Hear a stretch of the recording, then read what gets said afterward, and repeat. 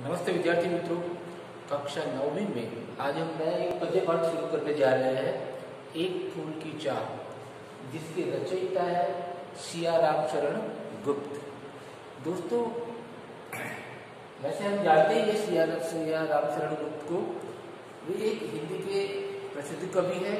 साथ साथ उनके जो भाई हैं, छोटे भाई मैथिली शरण गुप्त, वो भी कवि थे, काफी प्रसिद्ध कवि।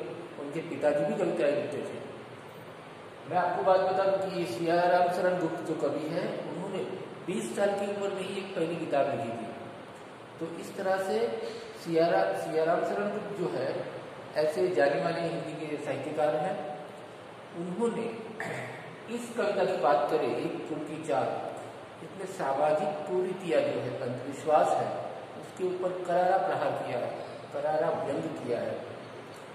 इस कविता की मैं पूर्व भूमिका की बात करूं कि जिस तरह से अभी जो महामारी फैली है कोरोना की वजह से, तो उसी तरह से उस वक्त भी ऐसी महामारी फैली थी। उस वक्त की बात है।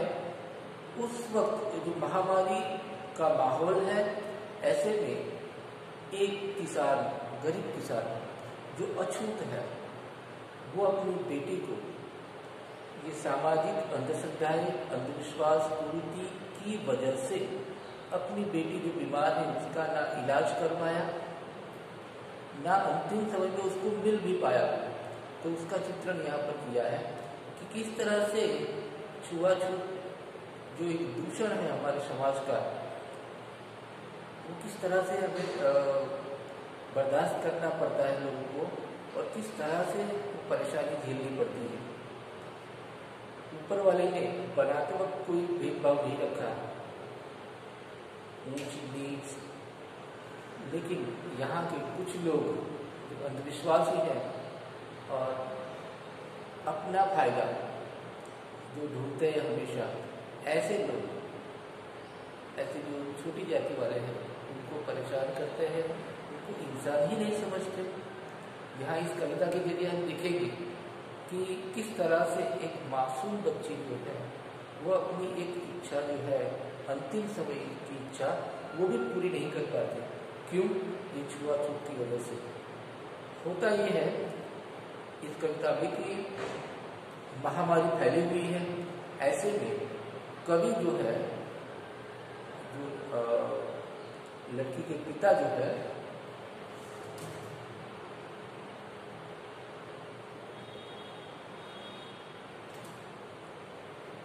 लड़की के जो पिता है, वो चाहते हैं कि उनकी बेटी बाहर ना जाए, क्योंकि बाहर वो अगर खेलने गई तो हो सकता है ये महामारी की चपेट में आ जाए।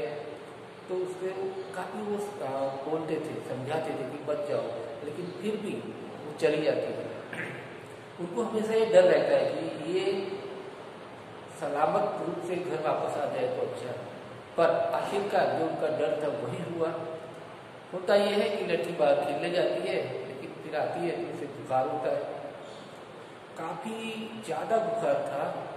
तो ये जो किसान है गरीब, वो सोचता रहता है कि मैं क्या करूं, क्या इलाज करूं। ऐसे में सुबह से शाम कब हो गई वो पता भी नहीं चला। और यहाँ जो बेटी का शरीर जो आग की तरह तप रहा था, वो धीरे धीरे ठंडा होने लगा। अब जो बाप है वो जाना चाहता है कि मैं कुछ तेरे लिए कुछ लाऊं, क्या लाऊं। तो वो लड़की कहती है कि मुझे बस देवी माँ का एक प्रसाद फूल लेकर के आ जाओ, बस मुझे वही चाहिए। तो अब ये इसको पता है कि मैं तो अछूत हूँ और मंदिर में तो मुझे प्रवेश मना है, मैं जा नहीं सकता, लेकिन फिर भी वो जाता है लेने के लिए, अपनी बेटी की इच्छा पूरी करने के लिए। लेकिन वहाँ मंदिर में जाता है, आरती होती है, वहाँ जाकर प्रणाम करता है और वो फूल लेकर के वो वापस आ ही रहा है, और किसी ने पहचान लिया तो फिर उसको पकड़ लेते हैं और मारते हैं। और इतना ही नहीं, उनको चोरी के इल्जाम में और इस मंदिर को कलुषित यानी मैला गंदा करने के इल्जाम में उसको जेल में डाल दिया जाता है।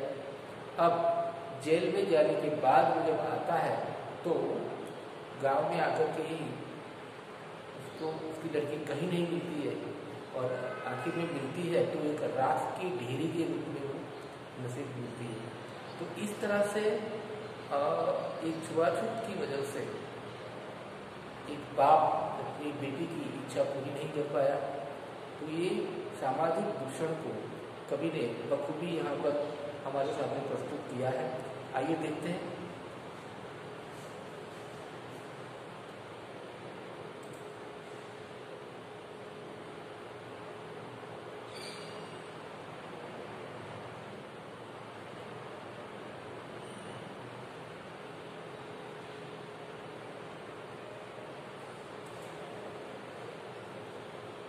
उद्वेलित कर अश्रु राशियां हृदय चिताए धधकाकर, महामारी प्रचंड हो फैल रही थी इधर इधर उधर।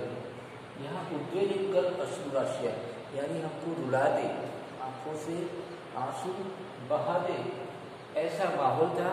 महामारी ऐसी फैली थी, सभी की हृदय चिताए, जैसे चिता जिस तरह से जलती है इस तरह हृदय जल रहा था सभी का, क्योंकि इधर उधर हर जगह ये महामारी ऐसी फैली हुई थी कि लोग मर रहे थे। जैसे अभी कोरोना की वजह से हम जो माहौल देख रहे हैं, रोजाना कई लोग संक्रमित होते हैं, कई लोग मरते हैं।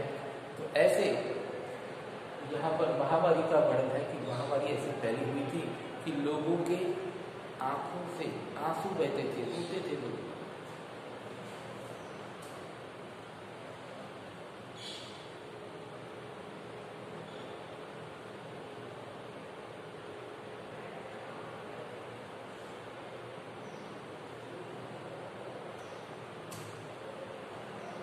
उद्वेलित अश्रुराशियां हृदय चिताए धधकाकर, महामारी प्रचंड हो फैल रही थी इधर उधर।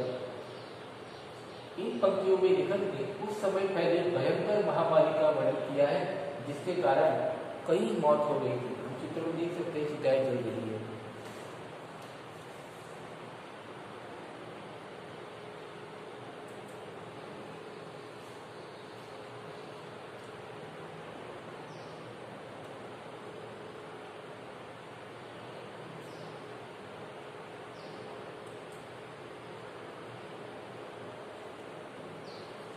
महामारी का ही वर्णन है कि क्षीण कंठ, क्षीण गला बैठ जाना, शुद्ध हो जाना।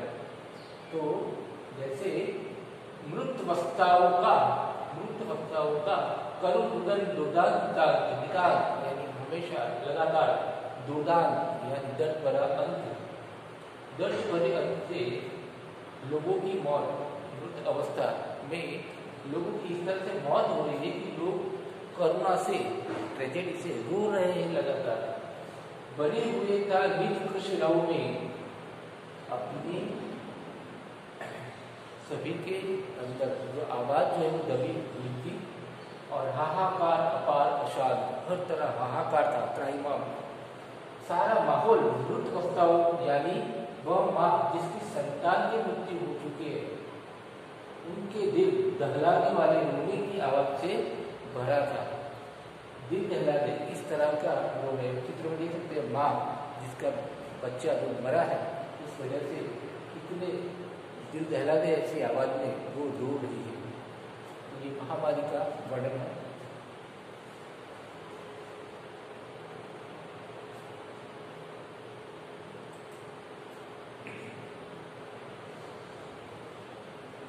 अब कभी अपनी बात कर रहे कि बहुत रोकता था सुखिया को, उनकी बेटी का नाम सुखिया था, तो बहुत रोकता था सुखिया को, न जा खेलने को बाहर, नहीं खेलना रुकता उसका, नहीं ठहरती वहां पर। तो कहते हैं कि महामारी के माहौल में पिता बच्ची को बाहर खेलने से रोकना चाहता है, पर वो कहाँ सुनती है। छोटे बच्चे मासूम होते हैं, वो ये सब समझते नहीं, तो इस तरह से वो क्या करती है, सुनती नहीं है और खेलने ही चले जाती है।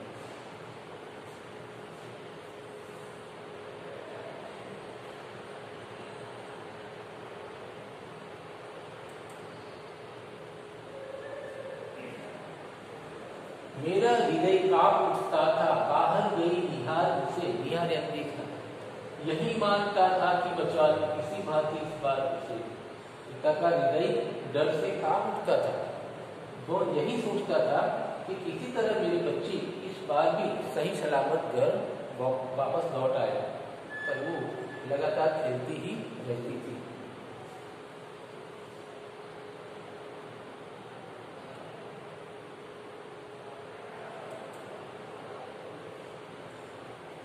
अब जिसका डर था वही हुआ। क्या हुआ? भीतर जो डर रहा छिपाए, पिता के मन में जो डर छुपा हुआ था, हाय वही बाहर आया, वही हुआ। एक दिवस सुखिया के तनु को, तनु यानी शरीर को, ताप तप्त मैंने पाया, ताप में तपते हुए पिता ने पाया। एक दिन पिता का डर सत्य साबित हुआ जब उसने सुखिया के तनु यानी शरीर को बुखार से तपता हुआ पाया। यही हुआ।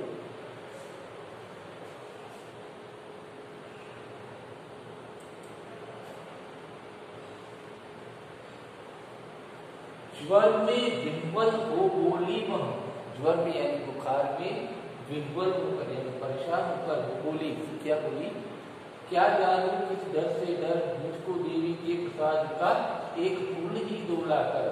बुखार से परेशान हुई सुखिया को एक अनजाना डर सताने लगता है और वो अपने पिता से देवी के प्रसाद का एक फूल लाने को करती है। बुखार से जो पीड़ित है सुखिया, उसको पता नहीं कोई अनजाना डर लग रहा है कि शायद वो ज़्यादा देर तक जिंदा नहीं रहने वाली, इसलिए वो अपने पिता को देवी माँ का प्रसाद का एक फूल लाने के लिए कहती है।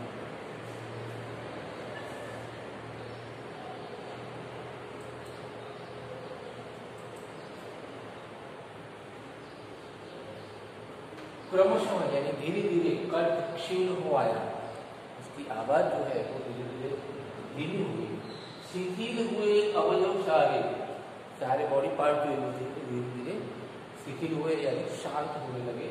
बैठा था नव उपाय की चिंता में मैं मनमारे, मैं अपने मन को मार करके बैठा हुआ था, मैं सोच रहा था क्या क्या उपाय कर उसके लिए। और देखते हैं थोड़ी देर में कमजोरी के मारे सुखिया की आवाज धीमी हो गई और वह थकी हुई सी लगने लगी। पिता उसे ठीक करने के उपायों की चिंता में डूब गया। यहाँ बेटी का आखिरी वक्त आया है शायद कि उसके सारे अवयव है, बॉडी पार्ट जो है धीरे धीरे क्षीण हो गए, ठंडे हो गए, शिथिल हो गए। यहाँ पिताजी यही सोच रहे कि उसके लिए मैं क्या करूँ, क्या उपाय करूँ।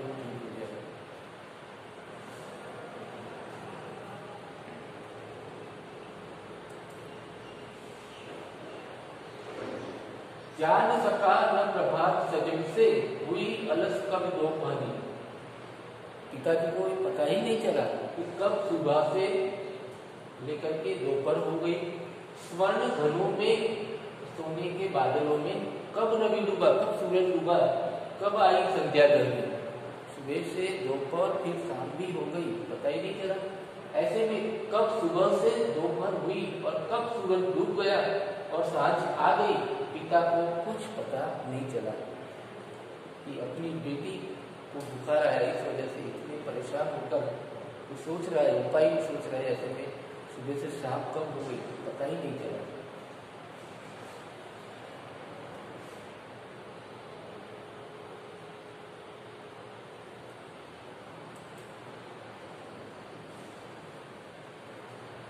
सभी और दिखलाई थी बस अंधकार की ही छाया, हर तरफ अंधकार ही अंधकार, यानी यहाँ निराशा की बात की है। छोटी सी बच्ची को ग्रसने यानी खा जाने के लिए कितना बड़ा तिमिर आया, तिमिर यानी अंधकार। पिता को सब और सभी तरफ बस अंधकार ही दिख रहा था। वह डरावना तिमिर अथवा अंधकार जो सुखिया को निगलने आया था, यह अंधकार ऐसा लगता है पिता को कि मेरी बेटी को ये अंधकार जैसे पूरा निगल जाएगा, खा जाएगा, ऐसा लगता है।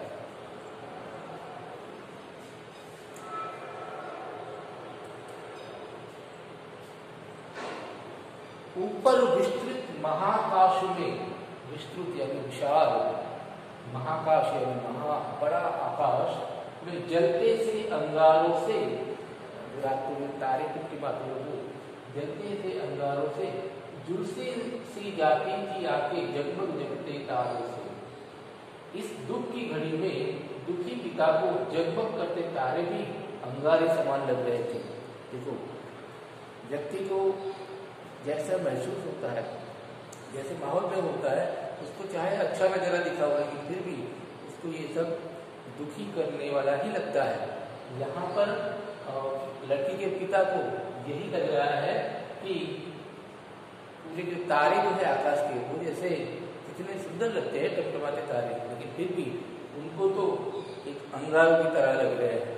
तो यहाँ हमने यहाँ तक कविता में हमने देखा कि महामारी का मौसम है, महामारी के ऐसे माहौल में कई लोग मर रहे हैं। ऐसे में ये पिता अपनी बच्ची को कई बार समझाते हैं कि खेलने के लिए बाहर ना जाए, लेकिन फिर भी वो सुनती नहीं है और खेलने के लिए बाहर चली जाती है। पिता को ये डर है कि शायद वो भी इस महामारी की चपेट में न आ जाए। आखिर वही हुआ कि उसको एक बार बुखार आया, और बुखार आया तो इतना महामारी की वजह से इतना भयंकर जो है उसकी हालत ऐसी हुई कि धीरे धीरे उसके सारे अवयव जो है शरीर के वो ठंडे होने लगे। पिता उसको ठीक करने के तरह तरह के उपाय सोचता रहा। ऐसे में सुबह में से कब दोपहर हुई और कब शाम हुई उनको पता ही नहीं चला। और फिर बताया कि ऐसा माहौल हो गया जैसे रात को ये अंधकार जो है हर तरफ छाया हुआ, ऐसा लगता है जैसे मेरी छोटी सी मासूम बच्ची को निगलने के लिए ये अंधकार आया है, ऐसा लगता है। आकाश में जो तारे टिमटिमाते हैं वो भी ऐसे लगते हैं जैसे कि अंगारे हो। तो दोस्तों, आज यहाँ तक हम देखते हैं और आगे की कविताएं अगले वीडियो में देखेंगे। धन्यवाद।